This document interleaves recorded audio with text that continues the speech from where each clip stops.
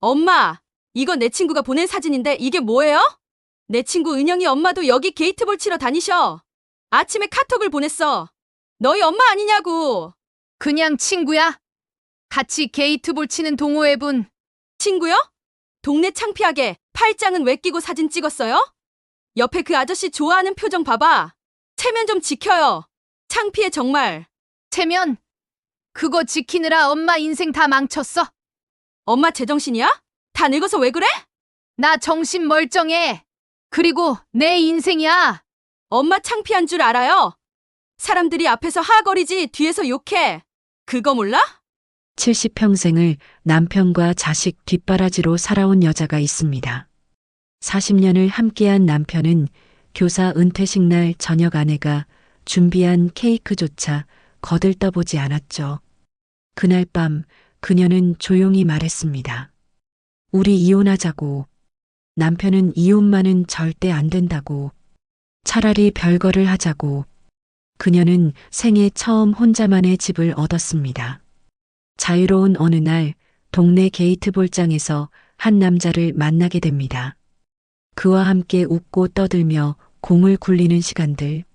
하지만 딸은 그런 엄마를 이해하지 못했죠. 엄마, 창피하게 왜 그래요? 주변 사람들 다 보는데. 체면과 행복 사이에서 그녀는 어떤 선택을 했을까요? 40년 만에 찾아온 설렘과 두근거림 앞에서 68살 여자는 다시 한번 사랑에 빠집니다. 주인공 사연 들어보기 전에 구독과 좋아요 부탁드립니다. 여러분의 작은 관심이 채널 운영에 큰 힘이 됩니다. 자, 지금부터 무슨 특별한 사연이 있었는지 지금 바로 시작해 보겠습니다. 35년 교사 생활한 남편의 은퇴식 날이었어요. 저는 아침 일찍 일어나 미역국을 끓이고 반찬을 차렸죠. 오붓하게 저녁 먹으면서 은퇴 기념 축하하기 위해 예쁜 케이크를 골라왔습니다. 오늘만큼은 웃으며 밥 먹자. 그런 마음이었어요.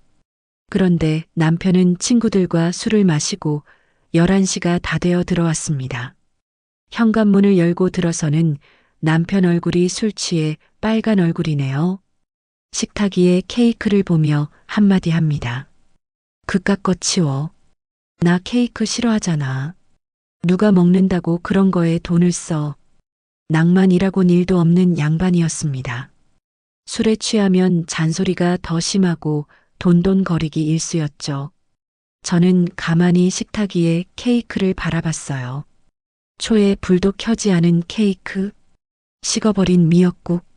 남편은 방으로 들어가 버렸고요. 저는 혼자 케이크 조각을 자르지도 않고 수저로 퍼먹었습니다. 달지도 쓰지도 않았어요.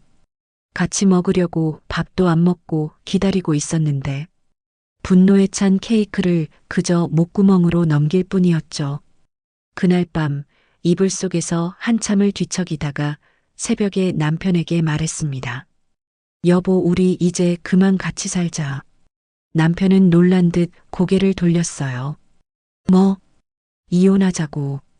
더 이상 이렇게 살고 싶지 않아. 남편은 한동안 천장만 바라보더니 말했습니다. 그게 뭐 어려운 일이라고. 근데 이혼은 안 돼. 내 인생에 이혼은 없어. 나 태안으로 내려갈게. 그렇지 않아도 시골 내려가려고 했어. 남편은 퇴직 후 노년은 시골에서 흙 만지며 살고 싶다고 한평생 입버릇처럼 얘기했었습니다. 며칠 뒤 남편은 정말로 짐을 쌌어요. 진짜 짐을 쌀 줄은 몰랐어요. 생각보다 빨리, 생각보다 담담하게 짐을 싸네요. 저도 남편을 말리지 않았습니다. 그저 짐을 싸는 남편 모습을 지켜봤죠. 그 길로 남편은 현관문을 닫고 나갔습니다. 문 닫히는 소리가 유난히 크게 들렸습니다. 저는 텅 빈 거실에 주저앉아 한참을 그대로 있었어요. 눈물이 나올 줄 알았는데 이상하게 아무렇지도 않네요. 시원섭섭하다는 말을 이럴 때 쓰나 봐요. 며칠 뒤 저는 투룸 빌라를 알아봤어요. 부동산에서 새 집을 보여줬는데 저는 마지막 집이 좋았습니다. 작지만 햇살이 잘 드는 곳에 계약서에 도장을 찍는 순간 가슴 한구석이 뻥 뚫리는 기분이었습니다. 무섭기도 했지만 동시에 이상하게 가벼웠어요. 아침에 늦게 일어나도 누가 뭐라 하지 않았어요. 컵라면을 끓여 먹어도, 먹은 음식을 바로 치우지 않아도, 드라마를 하루 종일 봐도, 낮잠을 자도, 딸이 알려준 핸드폰으로 배달시켜 먹는 배달의 민족 어플로 음식을 시켜 먹었습니다. 30분도 안 돼서 문 앞에 배달을 해주고 세상 참 좋아졌다 생각했습니다. 아무도 나에게 터치를 안 하는 이런 삶이 벅차게 좋았습니다. 지상낙원 같았죠. 이렇게 편할 수가 있나? 혼자 중얼거리며 웃었습니다. 하지만 일주일쯤 지나니 거울 속 제 얼굴이 갑자기 낯설게 느껴졌어요. 푸석하고 생기가 없었죠. 체중계를 올라서니 몸무게 앞자리가 바뀌어 있었습니다. 충격적이었죠. 이 나이에 살이 찌는 게 뭐 대수인가 싶다가도 작아진 옷들을 보니 한숨이 나왔습니다. 자유도 살찌는구나. 그날부터 운동을 결심했어요. 다음 날 아침마다 동네 공원 산책을 나가기로 했죠. 무거워진 몸을 이끌고 공원에 운동기구를 하나씩 할 때였습니다. 3번 팀 준비. 멀리서 초록색 작은 골프장 같은 곳에서 노인들이 작은 공을 막대기로 치며 깔깔 웃고 있었습니다. 게이트볼이라는 거더라고요. 허리 돌리기 운동기구를 하면서 힐끗힐끗 구경하고 있었습니다. 탁탁 공치는 소리와 환호 소리, 화기애애한 웃음소리. 참 듣기 좋았어요. 한 할머니가 저를 보며 손짓했어요. 구경만 하지 말고 이리 와서 한번 해봐요. 생각보다 재밌어요. 그분은 회장 이옥분 씨였습니다. 75살인데도 목소리가 우렁찼죠. 저는 얼떨결에 채를 잡았어요. 공을 쳤는데 엉뚱한 데로 굴러갔습니다. 옆에서 누군가 허허 웃는 소리가 들렸어요. 누님 팔에 힘 빼고 쳐봐요. 너무 세면 빗나가요. 고개를 돌리니 웃고 있는 남자가 보였습니다. 누나라는 말 참 오랜만들 들어봅니다. 오만식? 인상이 부드러웠죠. 저는 괜히 얼굴이 뜨거워져서 고개를 숙였습니다. 다시 한번 해보세요. 이번엔 잘 될 거예요. 그분의 말대로 다시 쳐봤어요. 공이 천천히 굴러가 골대 가까이 멈췄습니다. 사람들이 박수를 쳤어요. 저는 오랜만에 크게 웃었죠. 그날 이후로 매일 아침 게이트볼장으로 갔습니다. 처음엔 살도 뺄 겸 운동 때문이었어요. 그런데 점점 사람들이 좋아졌습니다. 옥분 회장님은 입담이 거칠지만 저를 많이 챙겨주셨어요. 만식 씨는 늘 장난스럽게 웃으며 잘 치는 방법을 알려줬죠. 땀 닦아요. 오늘 햇빛이 강하네요. 예쁜 얼굴 타요. 내일부터 모자도 꼭 쓰고 장갑도 꼭 끼고 나오세요. 무심한 듯 항상 챙겨주는 오만식 때문에 웃는 날이 많아졌습니다. 그렇게 한 달쯤 지났을까요? 어느 날 연습 중에 제가 실수를 했어요. 공을 너무 세게 쳐서 경기장 밖으로 나가버렸죠. 다들 웃었지만 저는 괜히 미안했습니다. 죄송해요. 제가 자꾸 실수를. 만식 씨가 제 어깨를 톡 쳤어요. 괜찮아요. 실수한 사람이 제일 용감한 거예요. 그 순간 옥분 회장님이 끼어들었습니다. 둘이 썸 타는 거 아냐? 다들 오하면서 웃었어요. 저는 얼굴이 빨개져서 어쩔 줄 몰랐죠. 썸이야 진작 500년 전에 탔죠. 만식 씨가 장난스럽게 대답했습니다. 사람들이 더 크게 웃었어요. 저도 웃었지만 가슴이 두근거렸습니다. 이런 기분 정말 오랜만이었어요. 저녁 연습이 끝나면 게이트볼 회원 중 한 명이 운영하는 막걸리 집에 자주 들렸습니다. 저는 그냥 앉아서 웃기만 했어요. 웃다 보면 시간 가는 줄 모르고 배가 아프게 웃었습니다. 자유로운 밤 정말 오래간만이네요. 만식 씨가 막걸리 잔을 건넸어요. 그러게요. 저도 혼자 살면서 이런 시간이 제일 좋더라고요. 혼자 사세요? 네. 마누라랑 10년 전에 헤어졌어요. 아, 괜찮아요. 이제는 익숙해요. 그냥 간간히 버스 몰면서 게이트볼 회원들하고 공치고 혼자 재밌게 살죠 뭐. 버스 운전을 알바로 하신다고 했어요. 정년퇴직 후에 심심해서 시작했는데 나쁘지 않다고 했습니다. 저는 만식 씨 얘기를 들으며 고개를 끄덕였어요. 만식 씨와 대화를 하면 이상하게 마음이 편하고 재미있었습니다. 이 사람 앞에서는 제가 무슨 말을 해도 괜찮을 것 같았죠. 한 달쯤 더 지났을 때였어요.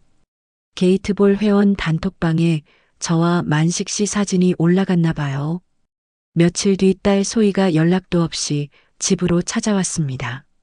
엄마, 이거 내 친구가 보낸 사진인데 이게 뭐예요?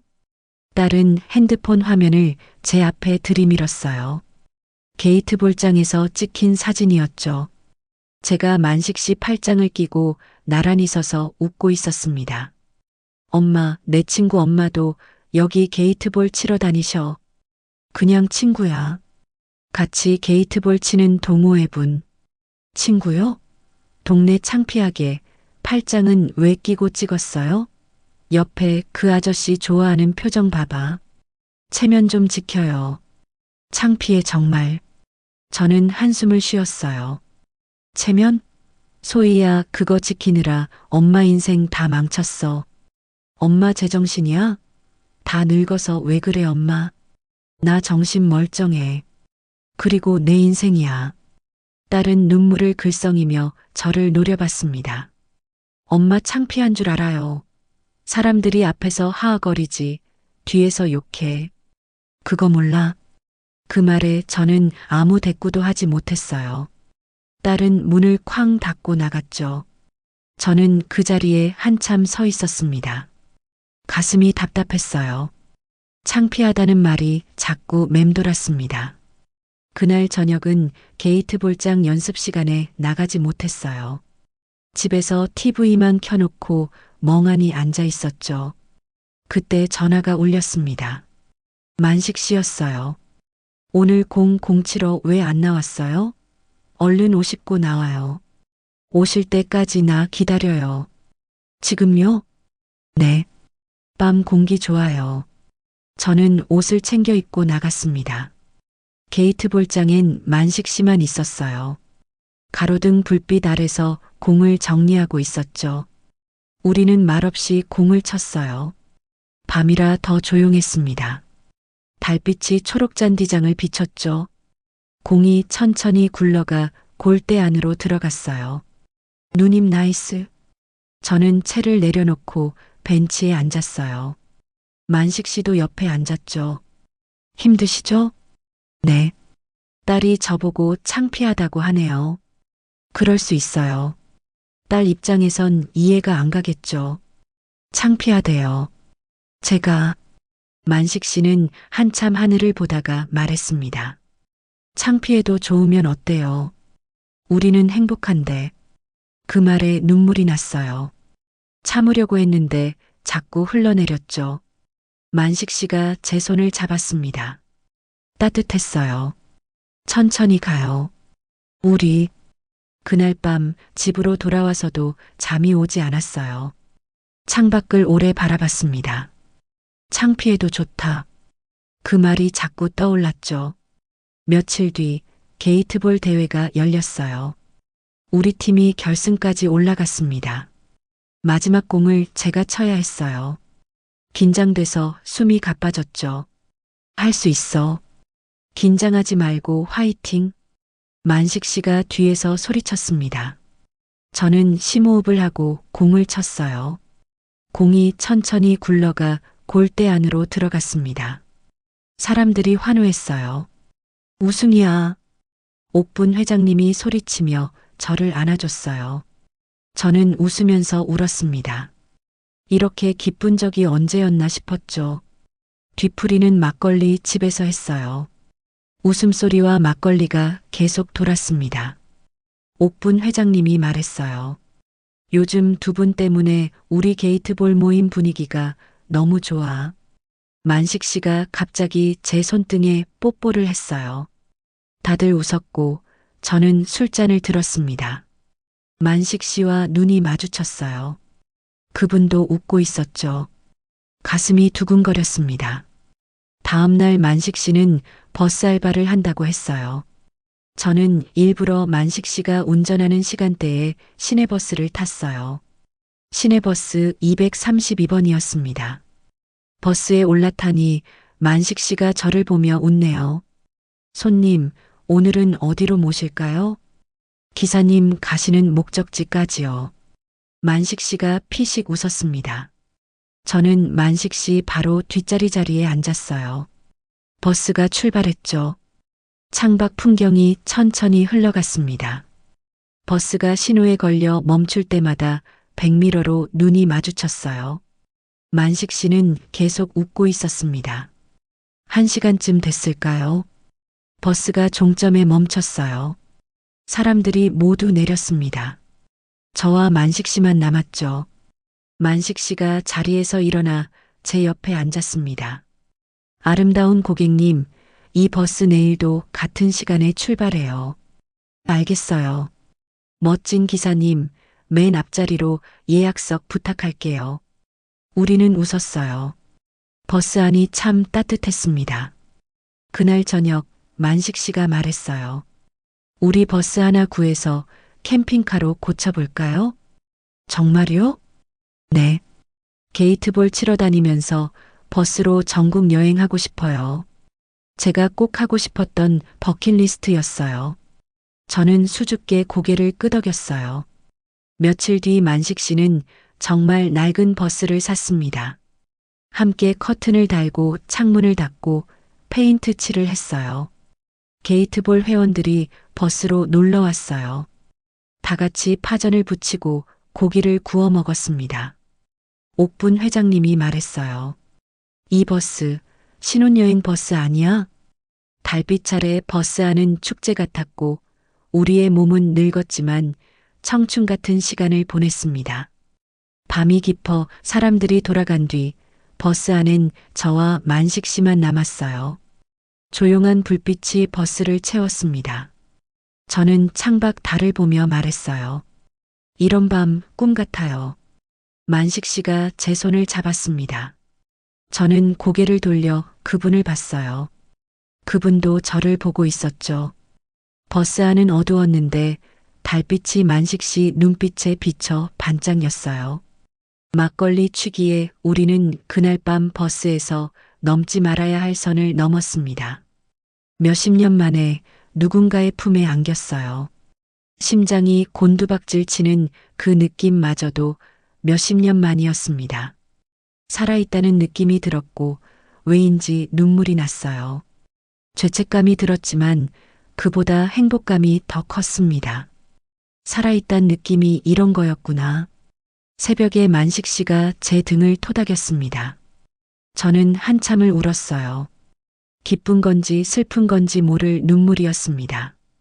다음 날 아침 버스 창문을 열며 생각했어요. 행복하다. 그런데 조금 무섭기도 했어요. 내가 이런 행복 누려도 되는 걸까? 그때 전화벨이 울렸습니다. 딸이었어요. 엄마 어디야? 응. 밖에 나와 있어. 아직도 그 아저씨랑 만나? 저는 잠시 망설였다가 대답했어요. 응. 엄마 그 사람 좋아해. 전화 너머로 딸이 숨쉬는 소리만 들렸습니다. 엄마 아빠는 시골에서 잘 지내신대. 걱정하지 말라고 전화 왔어. 소희야, 엄마 이혼할 거야. 나 이제 내 삶 살 거야. 엄마 진짜 결정한 거야? 창피하게 왜 이래요? 창피해도 괜찮아.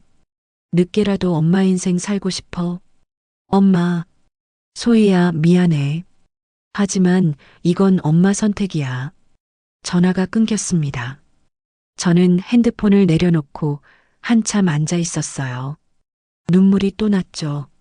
하지만 후회는 되지 않았습니다.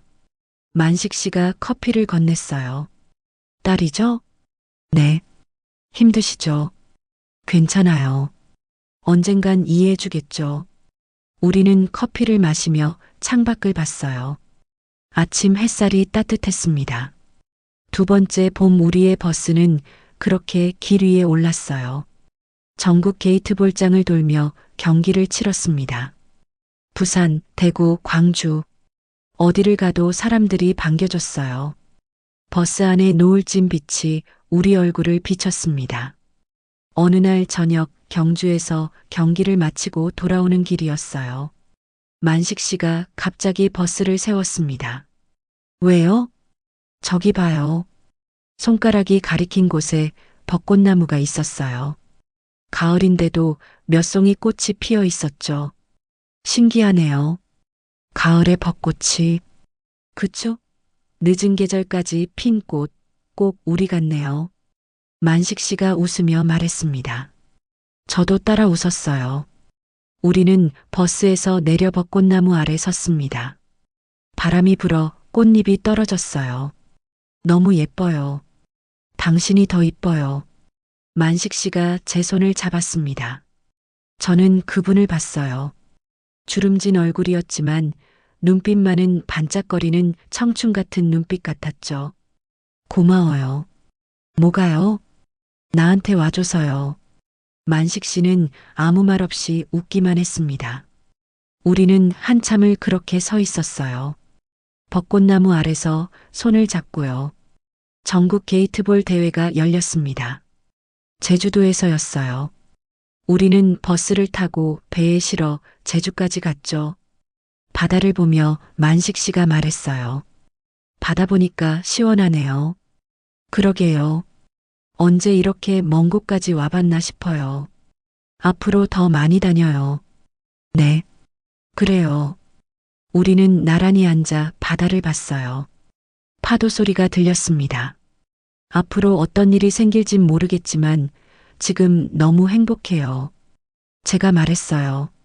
만식 씨가 고개를 끄덕였습니다. 그럼 됐죠. 오늘 하루 행복하면 되는 거예요. 달이 떠올랐어요. 달빛이 바다를 비쳤습니다. 버스 안도 은은하게 밝아졌죠. 저는 만식 씨를 봤어요. 그분도 저를 보고 있었습니다. 우리는 웃었어요. 그날 밤 우리는 바다를 보며 오래 이야기를 나눴어요.